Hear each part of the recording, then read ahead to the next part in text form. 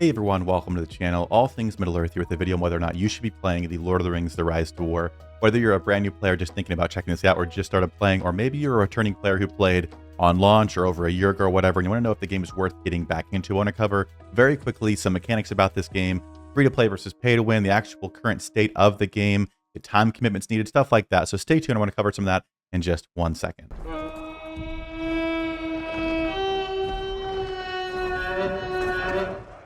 Now, very quickly put, if you're wondering if you should play this game, if you've not played it before, I would put two questions in front of you and first ask if you are a Lord of the Rings video game fan. If you are, I would say this is something you could definitely try. I know it's not for everyone. I know mobile games are not for everyone, so especially if you are opposed to mobile games, this may not be for you. But if you are in general a fan of Lord of the Rings games, then I think The Rise to War is worth checking out. That was my experience starting, was just being a big fan of Lord of the Rings, not necessarily this genre, and I hadn't actually played this genre of game before. The other thing would be maybe you're not a fan of Lord of the Rings, or you're neutral on Lord of the Rings. If you just like this genre of game, my understanding from those in the kind of genre community of this game is that it's more free-to-play friendly than other games in its genre, so I think there are some advantages to it. There are some cons as well, like anything, but I have heard players who have played other games talk sort of highly about the free-to-play versus pay-to-win argument in this game specifically. Now, if you said yes to either of those questions, or maybe both of them, I want to go through very quickly a just base level of how to play this game or how it works. Again, on a very, very basic level, there's a lot that goes into it. There are hundreds of videos on my channels and hundreds of live streams where we've been playing the game, so I would definitely encourage you to check those out if you want to see more about it.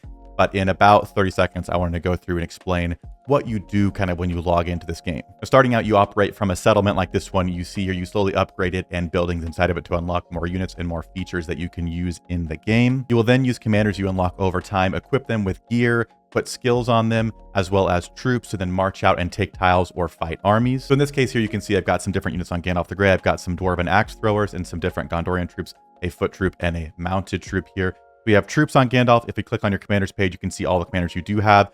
And you'll notice that we do have familiar faces. They have the rights to the Lord of the Rings movies. So if you're a fan of the movies and like certain commanders in the movies, you could most likely play with them in the game. They don't have the rights, or at least chose not to use the same images for The Hobbit. So if you've seen the Hobbit movies, you would know that this is not what Dwalin looks like in that movie. So if they're in The Hobbit, they look different in this game. But if they're in the Lord of the Rings movies, they do look like their movie counterparts. So anyway, back to the commanders. You're going to equip troops like I just showed. You're going to put gear on them, which you also get over time, and put skill points on them as you level them up. So right here, you can say put skill points all put on and applied to Gandalf. So he's got skills, he's got gear, he's got troops. Once you have that all set up, or as much as you can, you're going to click on a tile or click on an enemy army, and you're going to click march. Here you can see how long it takes to march. It's down here at the bottom screen right next to me. This is a 31-second march. So I will say, just in terms of how quick and fast paced this game is, while I feel like things happen very quickly and you can get taken out if you're not paying attention, it is definitely a little bit more of a patient game. So 31 seconds for one tile. Now for Gandalf the Grey, he's a little bit slower,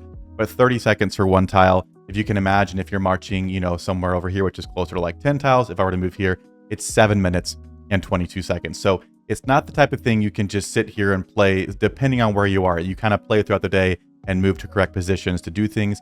But again, that's just a very basic understanding of, you have commanders, you equip them with troops, gear, and skills, and you move them around the map to conquer tiles, to defeat enemy armies, and ultimately capture different keeps leading to Dol Guldur, where the One Ring is, which is right here in the center of the map. As you can see, you're indicated by the different colors in the map. There are different factions. I'm playing in Arnor currently, which is this kind of teal color. So when you start a season, you'll be asked what faction you want to join. Now, we're not going to get into it too much, but this whole faction structure is changing in the game.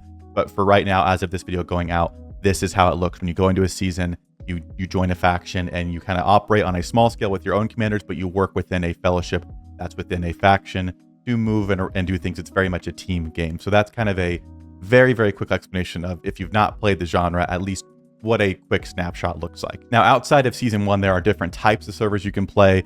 There are roleplay servers and there are non-roleplay servers. Roleplay really just means that you can play with good commanders and have good troops on them, and you can play with evil commanders and you can play with evil troops on them.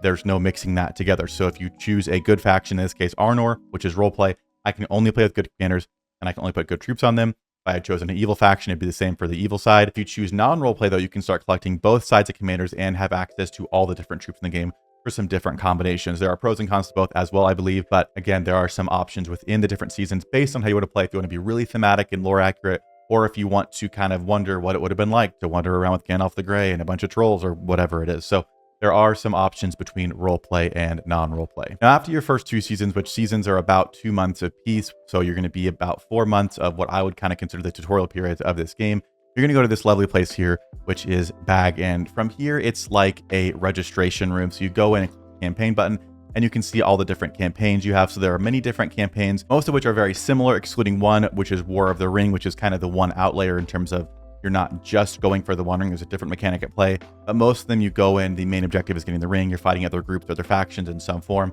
But there are differences between all these, and some of them are role play, some of them are non-role play. So there's definitely a different variety to all the things you can do in the game, which I know some players like, some players do not like. But again, like all things, there's just a balance to that. So you do have some different choices depending on what you prefer in the game. And if you do play a campaign and like it, you can just keep playing that. Or if you don't like one, you don't like the certain rules or mechanics that in play, you can just not play that campaign again. So there are options in terms of the campaigns you can play. You can wait and bag in as long as you want, so you don't always have to just keep going in season after season.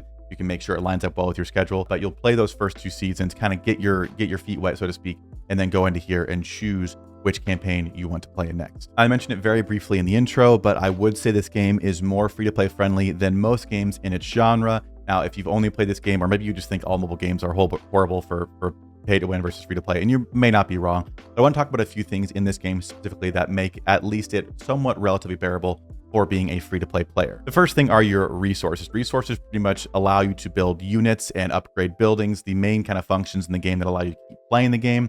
And these resources just regenerate over time, and there's no way to just buy more resources. So whales can't just keep buying resources to infinitely do things. They are limited. There's a storage capacity to it as well that caps out at 2 million. You can't exceed that. Other than a few boosts that for like an hour give you a slight increase, there's just no way to significantly buy huge amounts of it. Now, they added recently a merit store or a prestige store that you can buy small amounts. But again, we're talking relatively small amounts here compared to the actual 2 million you can hold. So nothing game breaking by any means, but everybody is gated with the same 2 million of these 4 resources. And whales have to operate in that same level as free-to-play players. In addition to resources, there's also stamina on each commander. You may have seen it earlier, but if I choose to march with Gandalf the Grey, for example, you can see up here that he has 97 stamina, and it is 20 stamina to march to any destination. So they have a cap of 150 stamina, meaning you can only march 7 times at once, and it regenerates slowly over time. Now, there are stamina potions that you can purchase, but you can only purchase 2 a day, and you can only use 1 on a commander every 24 hours, and they give you 60 more stamina, which is 3 marches. So not a significant amount. So again, there's no way to just infinitely buy stamina. There's no way to infinitely buy resources to keep building troops. And speaking of troops as well are another thing that gates players who pay. When you go to build troops here, you click and you can script them, and it's just going to take these troops, as you can see here, 16 hours and 29 minutes. There's no way to speed that up. I can't instantly finish that by using some kind of speed up. That is it. So there are buildings you can use to upgrade to make that process faster, but everyone has access to those. They don't cost money to use. They're just your normal settlement upgrades, where if I want to upgrade or build those troops faster, I just need to upgrade this building, which gets me 8% faster time, but everybody can do that. So between the troop conscription, the resource, and the stamina, it does keep a relative balance between free to play and pay to win players. Now, obviously, if you're paying a lot of money, you're going to have more commanders. You're going to have higher respect in your commanders for more skill points. You're going to have better gear with better effects, all that kind of stuff. So you will have an advantage, but it's more what I would consider pay to advance, not pay to win. It is very much a team game in my experience. We've beaten teams with much bigger whales than we've had in our teams because we've been more coordinated or had just better team play or whatever it is. So it is a team game. And honestly, more than a lot of games I've seen free-to-play players have a huge impact on the outcome of seasons in this game. So if you aren't a spender and want to try, I do think it's one of the better ones in this genre. Now, again, there's always going to be spenders who do more. That's always a thing in these types of games. But I do think there are some things that keep that at least a little bit balanced compared to others where you can just buy troops. Or something else with troops that is a thing in other games is there is not a barracks capacity. So you can just keep filling up on troops over and over again. There is a barracks capacity in this game. So you can't overfill your barracks. Once you're at max, you're at max. You can't conscript more troops. So a lot of those mechanics in other games that allow bigger players to just build up infinite levels of troops aren't a thing in this game, which I, for one, having not played those, but just heard of them, and very grateful in this game that there are some things that keep it balanced. Now I want to talk quickly about the health of the game, the current state of the game. Now, I would say if I had to give this game on a scale of 1 to 10, 1 being just horrible state, like it's crashing and burning, and 10 being the best, state the game's been in, I would say right now this game is probably at a 6.5 or 7 for me personally. There's always things to grow on and improve on. But very recently, in the last several months, we've had many updates, quality of life things, and lots of communication from the development team, which has been very enjoyable as a player. There have been little spots in time where I felt like there was less communication or it was more frustrating or things weren't making sense. So like any game, there's going to be those ups and downs. But overall, it does seem to me as someone, and if you guys have ever watched the channel before, I don't sugarcoat things. I'm not paid to say certain things a certain way. I even had a developer reach out to me about reviewing a recent video they put out, and they even said, hey, if you just want to rant about this, that this is fine. So they understand that I'm very candid with my feelings about this game and its state, and I've made lots of rant videos about like this game is, you know, making these bad decisions, whatever. So I'm not someone who's going to sugarcoat it or just say what I think the devs want to hear. I do think it's in a relatively good spot right now. I think there's room for improvement. I think communication is always a good thing, so I look for more of that and more quality of life things. But there are a lot of cool things on the way that I think could make that number go up even closer to a 10. So if you maybe left because you were frustrated with things, I do think there are some improvements over time. And if you'd like to, you know, hear more about those, feel free to comment down below if there's an issue that maybe drove you away that you'd like to hear about. I'd be happy to try and discuss that or maybe make a future video on it to see if that's improved.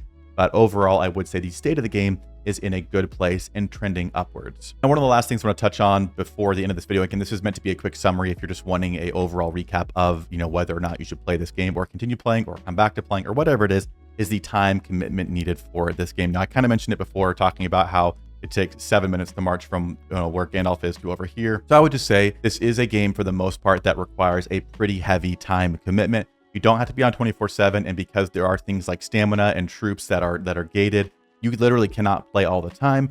However, it's not the kind of game that if you get on only once every 3 or 4 days, you're going to probably keep up with or enjoy very much. So if you're a very casual gamer who just wants to get onto something, you play a lot of single player mobile games, maybe just at your lunch breaks at work, but on the weekends you don't play or whatever it is, it's definitely one of those games that you're going to have a little bit harder time with. It's very much a team game. You're moving all around the map, like I showed earlier. The main goal is to take keeps and capture territories, taking tiles along the way, all the way to the One Ring, at least in most of the seasons. So if you don't play and you're off for a long time, you're just going to be behind the whole team. Now, there are ways to catch up. I'm not saying this is the case 100% of the time, but for the most part, I would say you do need to remain somewhat active, even if it's just checking in a few times throughout the day, or you have a few times you can play for a little bit. A little bit does go a long way, but not being on for multiple days at a time might cause you to have a less than amazing experience with this game. So I just want to make that clear as well, that compared to a single player mobile game that you just get on and just pick up your progress wherever you left off, this is a game that will happen without you online. It's a live game. Everyone's on at the same time. There's a world chat. You can chat with people live. It's really cool. It's really exciting when things are happening. But there are times where, you know, you're busy in real life and it kind of sucks because you're like, oh man, like I can't keep up. We're being attacked in this area, whatever it is. So there are, again, I think there's a balance to that as well. But there is somewhat of an importance to the time commitment you have in this game. And I think your success and enjoyment will definitely be related to the amount of time that you can put into it. That's going to pretty much do it for video today. I would just want to cover very quickly a few of the hot topic items that I get asked a lot on stream or in comments or messages on Discord about or whatever it is. I do have a lot of people asking, hey, I took 6 months off. Hey, I took a year off. Is the game worth coming back to? Or again, if you're like me, when I start playing games, I'm usually looking up content creators and videos first to see if it's worth playing or make sure I optimize my experience or whatever it is. Maybe you're just doing that and you started yesterday and you found this video about whether or not you should play. So I wanted to just cover some of those basic topics so you can understand and hopefully know what you're getting into, because not everyone did know. And I think that led to some players using more time than they wanted to and becoming frustrated. And that's not really a cool thing. So let me know down below what you guys think. If you're enjoying the game, if you're not enjoying it, what things you think should be covered in kind of future videos that are like this, where we just quickly go over game mechanics or things for those interested in playing the game. Because at the end of the day, I like this game. I play it. I cover content on it. So I want it to be successful. So I want to promote and do what I can to help kind of shed the light on this game in ways that is appropriate to do so. So let me know down below if you got some ideas on things we could talk about in future videos, or if there are big issues that I should also be talking about, because I'm all about transparency. And if there are big issues that maybe I should steer people away from, I'd like to highlight that too. So let me know down below. And as always, I'll see you guys in a future video.